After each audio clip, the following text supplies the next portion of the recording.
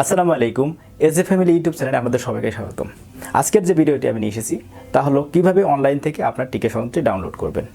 অনেকেই এবং কীভাবে সেই সনদটি অনলাইন থেকে ডাউনলোড করবেন এবং আজকে আমি আপনাদের সেই বাংলাদেশ সরকার কর্তৃক প্রদত্ত যে টিকাটি গ্রহণ করেছেন কিন্তু তার এখনও তার সনদ পাননি সেই বিষয়ে বিস্তারিত আলোচনা করব।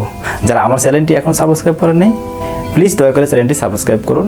নতুন নতুন ভিডিও পেতে পাশে থাকা বেল আইকনটি অন করে দিন।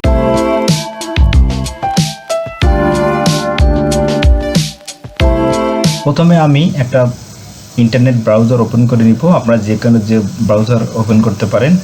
আমি মূলত ক্রোম ব্রাউজারটা ইউজ করি যেহেতু এটা খুবই কম্প্যাটেবল, আমার কাছে খুবই ভালো লাগে। আপনারা ইচ্ছা করলে যে কোনো ব্রাউজার দিয়ে ওপেন করতে পারেন। দেন আমি সার্চ বারে গিয়ে লিখব সুরক্ষা।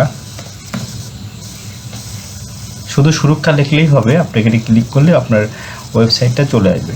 এখানে আমি surokka.govt.bd এই ওয়েবসাইটে প্রবেশ করব। দেন এখানে আমাদের একটা ইন্টারফেস দেখাবে। এখানে অনেকগুলো অপশন থাকবে, হোম, নিবন্ধন, টিকা কার্ড, টিকা সনদ যাচাই। যেহেতু আজকে আমার ভিডিওটা শুধু টিকা সনদ নিয়ে, সেক্ষেত্রে আমি টিকা সনদে ক্লিক করে দেবো।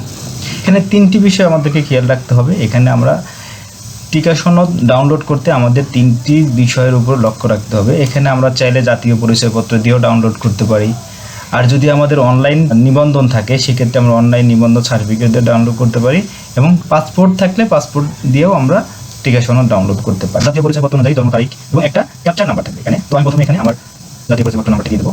দেন আমি এখানে আমার ডেট অফ বার্থ সিলেক্ট করবো। দেন এখানে ক্যাপচার নাম্বারটা দিয়ে দিই। দিয়ে এখন আমি সাবমিট বাটনে ক্লিক করব। সাবমিট বাটনে ক্লিক করার সাথে সাথে আমার প্রোভাইড করা একটা নাম্বার থাকবে। এখানে যখন নিবন্ধন করেছিলাম ওখানে আমার এই নাম্বারটা দেওয়া ছিল।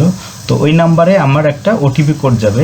এখানে 6 ডিজিটের একটা ওটিপি কোড যাবে। আমার এই ওটিপি কোডটা এখানে ইনপুট করে সাবমিট করতে হবে। দেন আমি ওটিপি নাম্বারটা এখানে প্রোভাইড করি। এখানে আপনার পাসপোর্ট নাম্বার থাকবে। যদি আপনার পাসপোর্ট নাম্বার থাকে অবশ্যই পাসপোর্ট নাম্বারটা দিবেন, সেক্ষেত্রে অনেক উপকারে আসবে। তো যেহেতু আমার পাসপোর্ট নাম্বার এখন নাই, আমি পাসপোর্ট নাম্বার না দিয়ে আমি সাবমিট বাটনে ক্লিক করলাম। এখানে আপনাকে একটা নোটিফাই করবে আপনি কোনো পাসপোর্ট নাম্বার সরবরাহ করেননি। হ্যাঁ, আমি পাসপোর্ট নাম্বারটা সরবরাহ করিনি, তাই কোনো পাসপোর্ট নাম্বার আপনার টিকা সনদের সাথে এই মুহূর্তে সংযুক্ত করা হবে না। আপনি পরবর্তী পাসপোর্ট নম্বর সংযুক্ত করতে পারবেন। আপনি কি টিকা সনদ ডাউনলোড করতে চান? জি হ্যাঁ, আমি করতে চাই। সেক্ষেত্রে আমি হ্যাঁ বাটনে ক্লিক করব। দেন টিকা সনদ ডাউনলোড হয়ে গেল। আমার খুবই শর্টকাট সময়ে আমার টিকা সনদ ডাউনলোড করা। আপনারা চাইলে ঘরে বসে মোবাইল দিয়ে, ল্যাপটপ দিয়ে আপনারা অতি সহজেই আপনারা টিকা সনদটা ডাউনলোড করতে পারেন। তো আজকের এই ভিডিও যদি আপনার একটু উপকারে আসে বা আমার ভিডিওটা যদি ভালো লাগে অবশ্যই সাবস্ক্রাইব করতে ভুলবেন না। Thank you watching my video.